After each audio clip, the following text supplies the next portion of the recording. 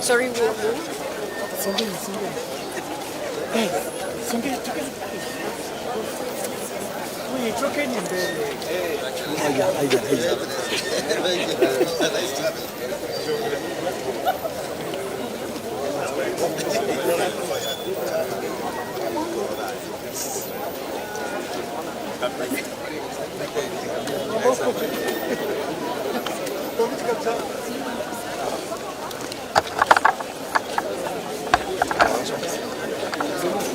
Lari, niaje?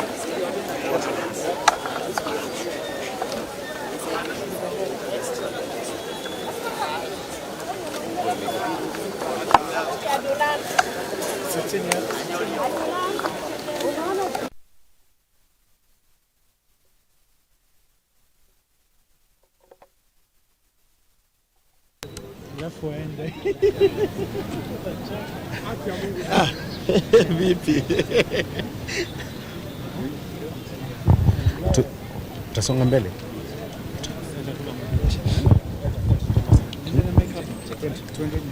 Songa mbele.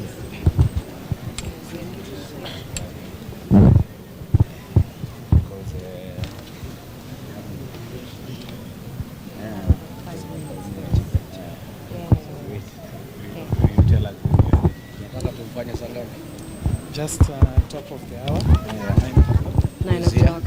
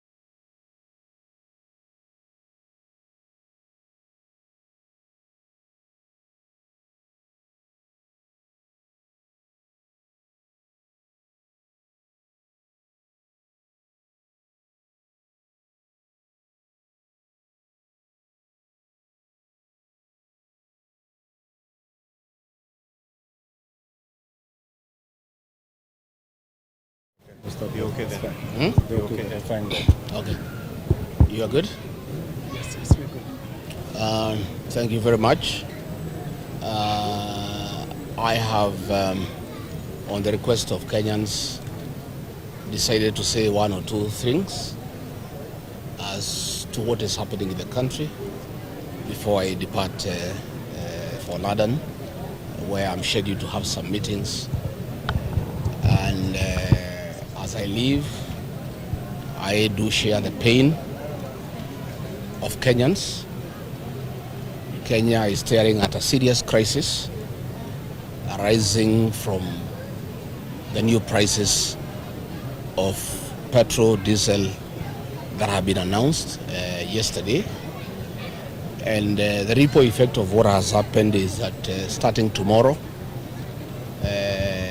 matatus will increase their fares, buses will increase their fares, border riders will increase their charges,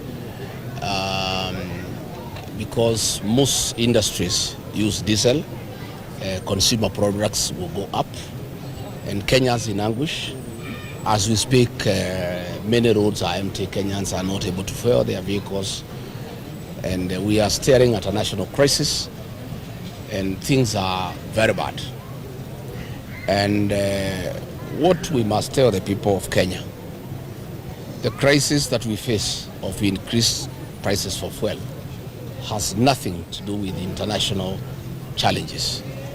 It has nothing to do with the war in Iran. It has nothing to do with increased oil prices in the world. As I said the last time I talked about fuel, the crisis that we face is one of state capture and conflict of interest, where President William Ruto and Gulf Energy are the ones doing the business of fuel importation, and they have topped up too much profit to fleece the people of Kenya. The challenge that we face today has nothing to do with international prices, because when you look at the neighboring East African countries who are importing oil from the same source in the Middle East, their prices are down.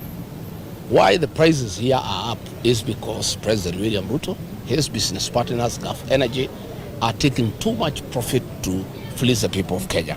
If you look at the comparison, today as we speak, in Kenya, petrol is 214 Kenya shillings. Diesel is 243 Kenya shillings. Our neighbors here in Uganda, who bring their fuel through Kenya from Mombasa by road, which means their fuel is supposed to be higher than Kenya's. A liter of petrol in Uganda is 188 Kenya shillings. A liter of diesel in Uganda is 181 Kenya shillings. If you look at Rwanda, a liter of petrol in Rwanda is 175 Kenya shillings. A liter of diesel in Rwanda is 171 Kenya shillings. Our neighbors here in Tanzania, a little bit higher, but way below Kenya. A liter of petrol in Tanzania is 204 Kenya shillings, while a liter of diesel is 210 Kenya shillings. In Ethiopia, a liter of petrol is 138 Kenya shillings, while that of diesel is 149. That tells you clearly that this problem is not international. Our neighbors are getting fuel from the same source, and their fuel is supposed to be cheaper than ours because their fuel comes through Kenya, and they have to pay extra money to get tankers from Mombasa through Nairobi to Kampala, through Nairobi to Rwanda. So what we're having as a problem in Kenya is where the president of the country is a businessman who doesn't care about his people and has decided to make profit out of his people. And that is the crisis that we are facing. And I must also say that this G to G arrangement is a fraud. We had been told when I was in government that it was supposed to regularize prices and cushion the people of Kenya from sporadic changes in pricing system. But the price keeps on going high. And what is annoying is that the fuel that is in the market today is of low quality. You remember the Minister of Trade and the Kenya Bureau of Standards announced to the people of Kenya that they have allowed the importation of fuel with 50 milligrams per liter of sulfur. This is very cheap fuel. Instead of this fuel going down, we would have expected, because the government has compromised on standards and brought fuel with a lot of sulfur, which is dangerous because sulfur, when it is exposed to the environment, turns into sulfuric acid, and that is not good for our ages. All these cars that are using this fuel, in the next 5-6 months, they'll start having what you call a slow knock in the engine. And if you push them more, they'll have a full knock. So we would have expected that this is cheap fuel, very low quality fuel, that has serious implications to the efficiency of our vehicles. There will be a lower price. But instead, because William Ruto is making money, the fuel has gone up. I have received information that this profit that the president and his partners are making from increased fuel prices has been used to purchase tallow oil in Turkana at $120 million. And that is approximately 15.6 billion Kenya shillings. That is why they are in a haste to buy, to increase prices, to make more profit, to be able to buy tallow oil that is in Turkana. And we have also been told, and we have confirmed, that Gulf Energy have created a fake debt with the owners, with the previous owners, who were forced to sell tallow oil to William Ruto and his partners. They were literally forced out of the country. They created a fake debt of $2.5 billion.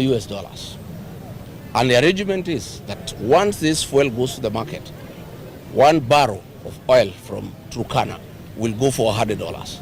And $85 out of that $100 will go towards paying this fake debt. We are left with $15.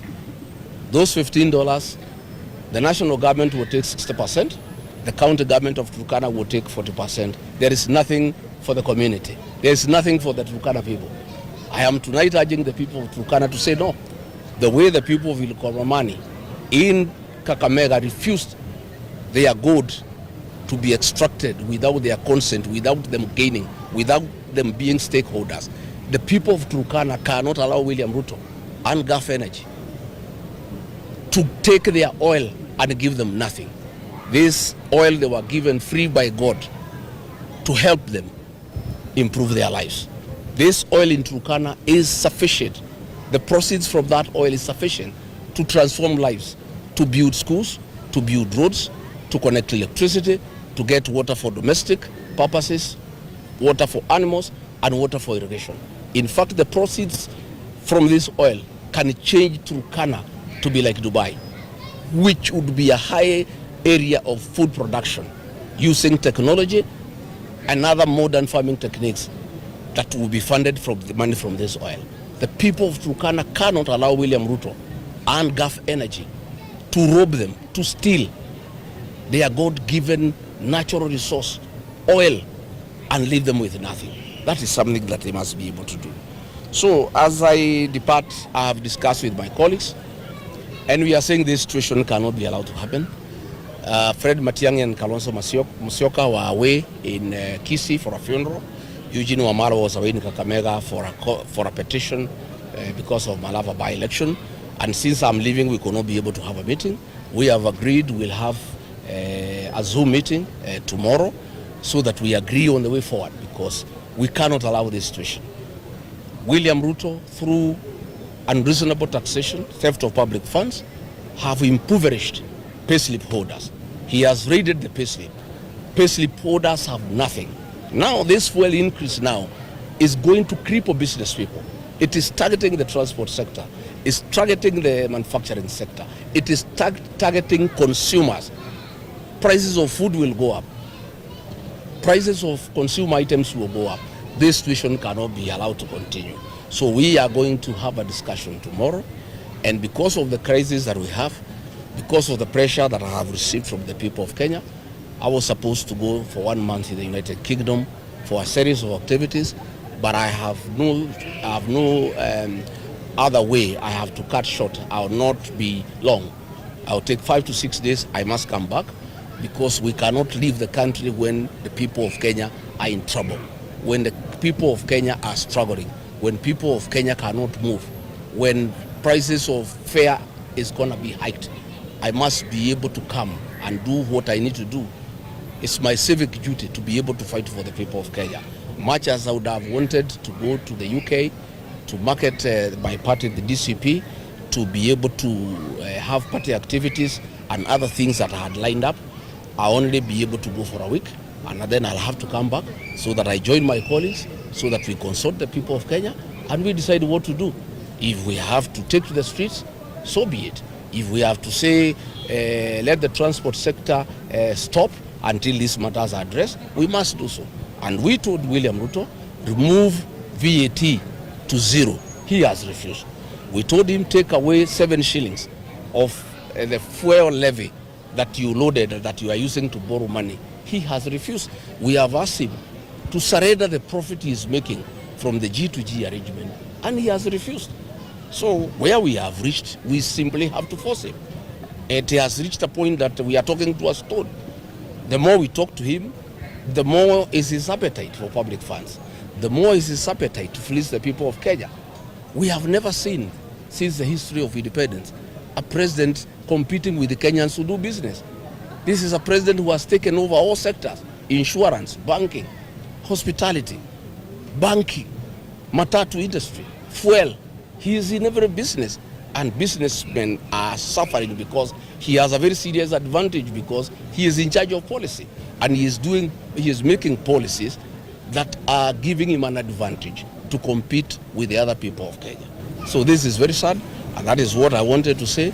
And finally, we want to take this opportunity on behalf of the people of Kenya, apologize to the delegates who came to the France-Africa Summit because of the humiliation and the mistreatment they found at KICC, where very, very serious people, like the CEO of Total, was humiliated and embarrassed.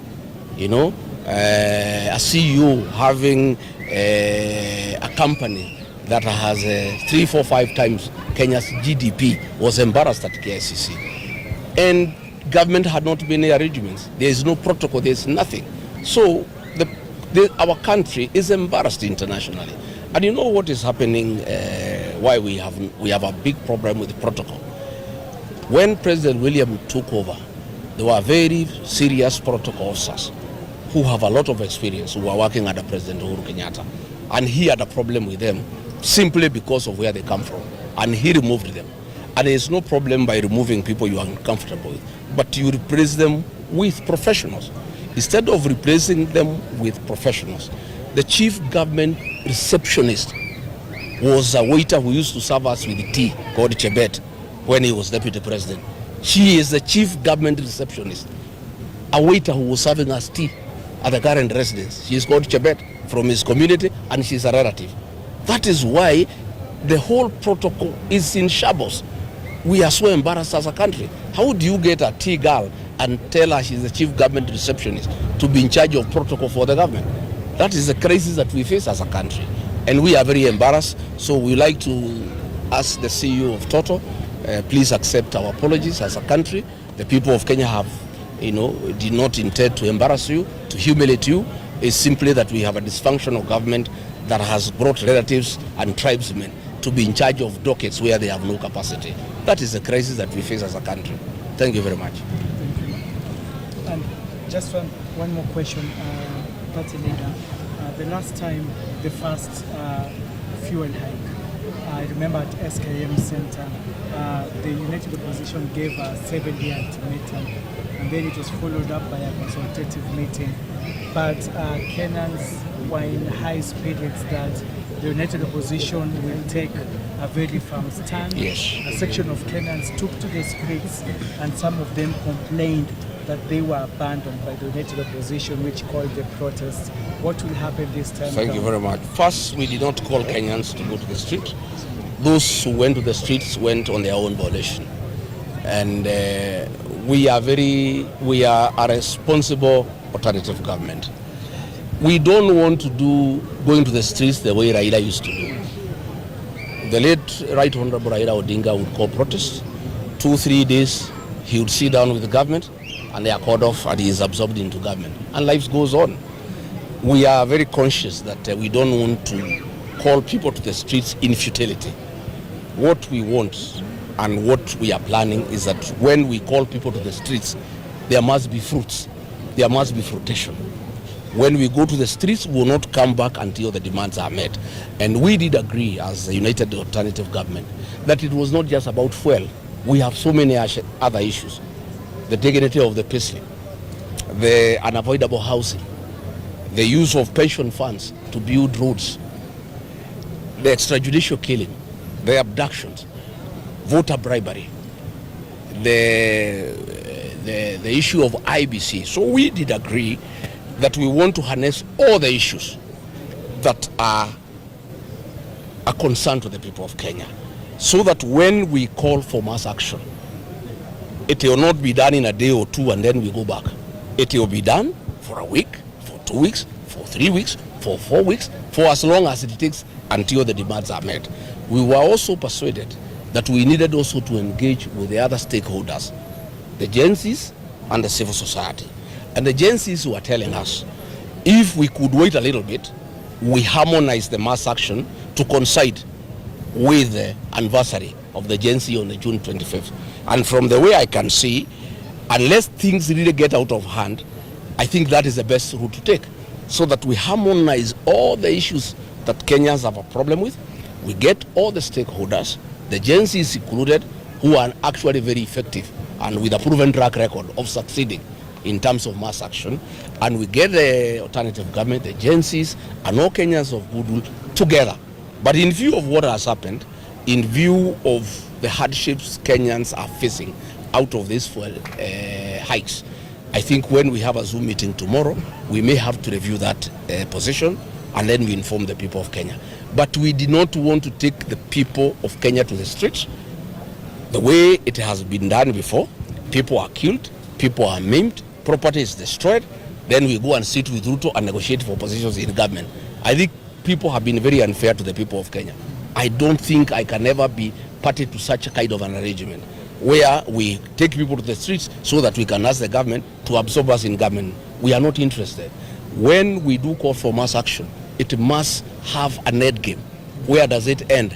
It must end where the government gives in to the demands that we're gonna lay before it on behalf of the people of Kenya. Thank you. Asante sana. Thank you. Two quick questions. The first one, I'm Stanley Nyarigita, TV47. The first one, in a previous speech, you said that you should UK meeting partners as well as friends just to mobilize for the party. Can you tell us who you might be and who you're going to be meeting? The second one. But if I announce it here, my opponents will know, and then they'll start circumventing what I'm trying to do. You can't tell people who you are partners, who are your friends. That I can't. Okay. The second one, following the recent by-elections on DCP's results, what is your take? Well, DCP is a party of the moment, a party of the future. We raided Ruto's perceived bedroom, the Kipsigis nation. I saw the senator of Nandi saying we cannot even get 10-15%. We were there. We gave William Ruto a run for his money. His perceived stronghold. DCP landed there authoritatively and caused a storm. Our candidate got nearly 11,000 votes. That is no mean feat. This is a new party. It's 1 year old today. UDA has been there for 5 years. It's the government in power. And you can see the party of UDA is on decline. DCP is on the ascendancy. And I can tell you, arising from that by-election, we have so many people in Kericho, so many people in Bomet, so many people in Nandi, so many people in Baringo, so many people in Uasin Gishu who want now to run. Because they are saying Ruto and his friends will never give them fair chance in UDA, and they want to remove them from office. So they have also realized that DCP cannot be bought. DCP cannot be intimidated.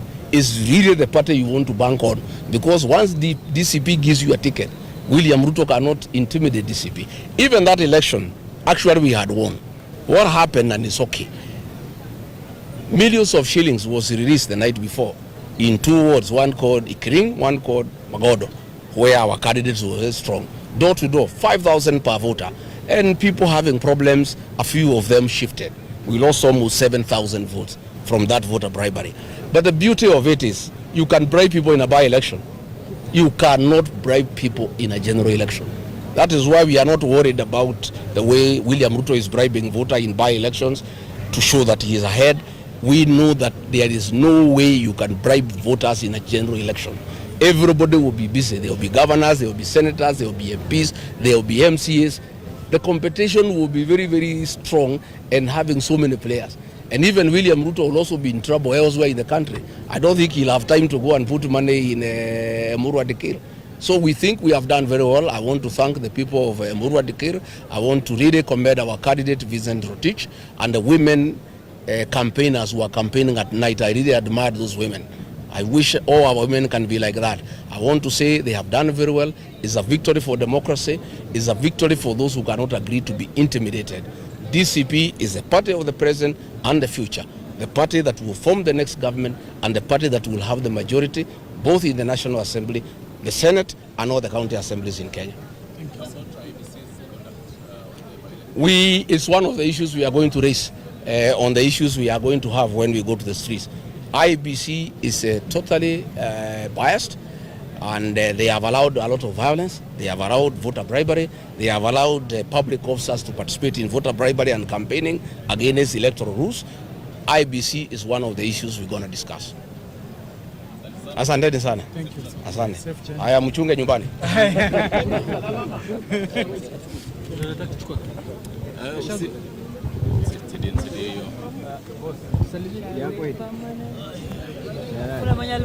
Kuna mtu alinipatia akapotea.